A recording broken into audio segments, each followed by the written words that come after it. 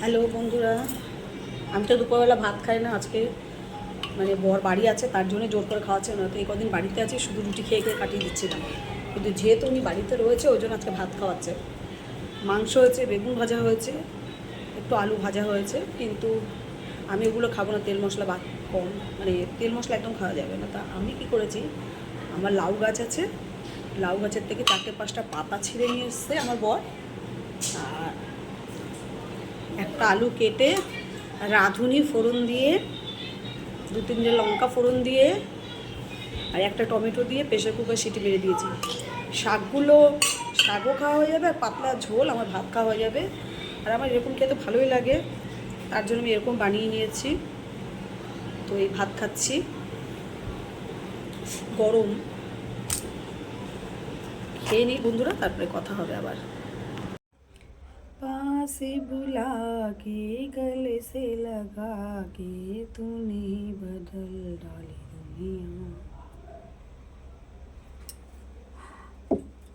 নমস্কার বন্ধুরা, আমি আপনাদের ওই আগের ভিডিওটাতে বলেছিলাম যে নাকছাবিটা খুলে গেছে। তো আসলে আমি ওই একটু গল্প টল্প করতে, ভূতের গল্প, একটু ডিটেকটিভ গল্প শুনতে বলতে বা শুনতে আমি খুব ভালোবাসি। তো তাই জন্য ওইসব শুনি, আর সবার সঙ্গেই হয়। আমি আপনাদের বলছি, অন্যরা বলে নেই আর কি। তো নাকছাবিটা আমার পড়ে গেছিলো 3-4 দিন আগে, আমি আপনাদেরকে বললাম। তো আমার ছেলেকেও কিন্তু খুব অত্যাচার করছিল।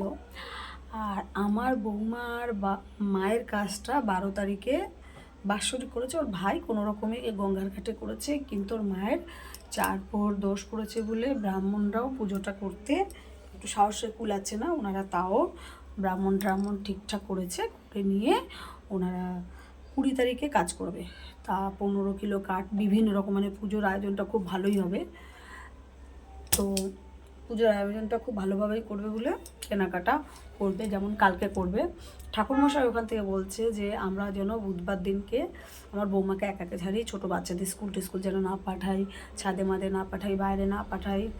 শুধু আমাদের সতর্ক করেনি, গ্রামের লোকদের নাকি খুবই অত্যাচার করছে, ওদের বড় বংশ মেদিনীপুরে বৌমার। তো ওদের ওখানকারও সতর্ক করেছে ওরা। আবার আমাদেরকে কালকে ফোন করলো, করে আজকে সকালে ফোন করে বললো যে এরকম দিদি আপনাদের বাচ্চা কাচ্চাগুলোকে ঠিক রাখবেন, আর আপনার বৌমাকেও ঠিকঠাকভাবে রাখবেন, একটুখানি ডেঞ্জারাস আছে, কারণ আমরাও ভুগছি। তো কিছু অসুবিধা তো অবশ্যই হচ্ছে, বৌমাকেও কাক মাথায় ঠুকছে, নানা রকম হচ্ছে, মানে ওনার মহিলার কোনো দোষ পেয়েছে, অনেক কষ্টই আছে, তার জন্যই করছে না। তো উনি মহিলা খুব শান্ত ভালো ছিলেন। যাই হোক, মৃত্যুর পরে তো কেউ ভালো থাকে না। তো এখন আমি আপনাদেরকে একটা ছোট্ট করে বলছি, আমার মায়ের গল্পটা বলতে গিয়ে আমি বাধা পেয়েছি, এই জন্যে 20 তারিখের পরে কাজটা হয়ে যাক, তারপর বলবো। এখন আমি একটা কথা বলি, আমার মায়েরা 3 বোন।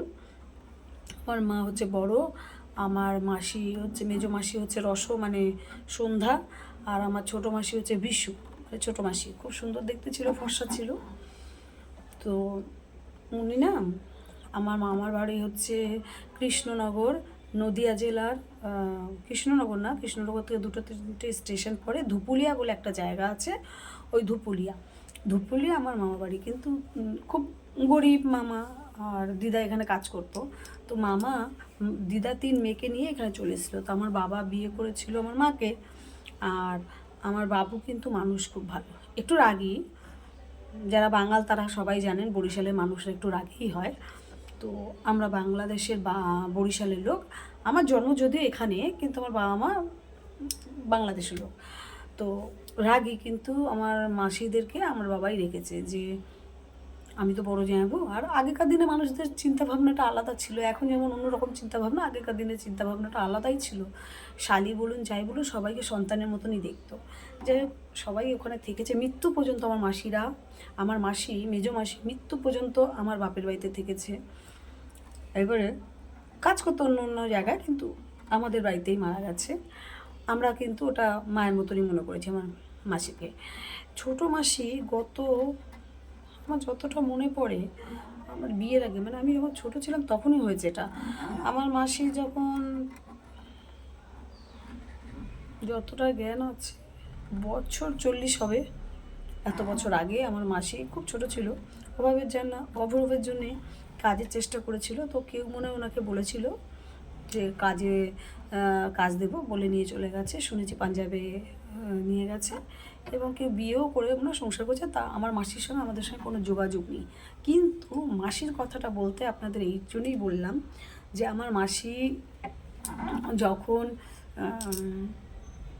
ওখানে থাকতো নদিয়া জেলাতে, তখন আমার বড় মাসি ছোটো মাসি দুই মাসি ওখানে থাকতো। তখন আমার মাসির একটা বান্ধবী ছিল, ওর নাম ছিল মিলন, মানে মামার বাড়ির পাশের বাড়ি মিলন।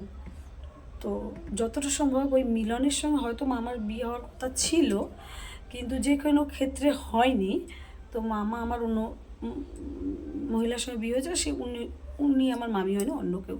তো ওই মিলন একদিন রাত্রিবেলা, আর ওই সময় তো কারেন্ট ছিল না, অন্ধকার। তো মনে হলো যে ওই পিঠে করার জন্য ওই মিলন বাইরে বসে পিঠে করছে। আর তখন তো দেখুন বিকেলবেলায় সন্ধ্যাবেলা, তো রাত্রে একটু সন্ধ্যা হয়ে গেলে মানে অন্ধকার, তো ল্যাম্পও জ্বালিয়ে পিঠে করছিল বাইরে।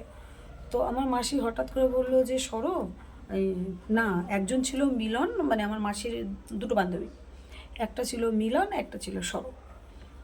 এবারে আমার মাসি কী করেছে, বড় মাসি না, আমার ছোটো মাসি, বড় মাসি সত্যি বলা যায় না, অমায়িক মানুষ আমার মাসিরা, এত ভালো, এত শান্ত, ভালো মানুষ। তবু যাই হোক বললো যে একটু সরোদের বাড়ি থেকে পিঠে নিয়ে আয়, সরো মাসি পিঠে করছিল আর কি।